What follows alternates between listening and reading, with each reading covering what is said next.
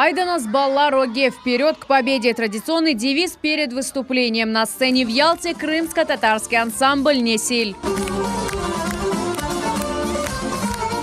Бахтлы достлух, танец о счастливой дружбе между девочками и мальчиками принес победу воспитанникам ансамбля в международном конкурсе «Ступень к успеху».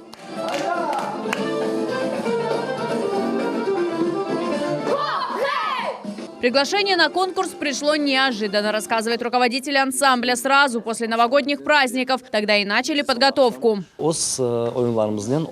с преподавателем настроили детей только на победу. Работали в зале по несколько часов, чтобы достигнуть нужного результата.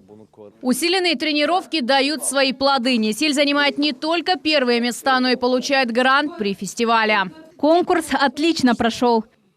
Все очень понравилось. Единственный минус – узкая сцена. Неудобно было танцевать, но это не помешало нам победить.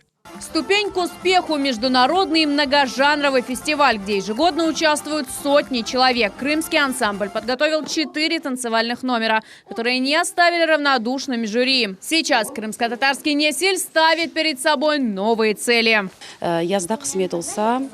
Летом планируем большой концерт, где покажем множество интересных и новых номеров. Так что приходите, всех ждем.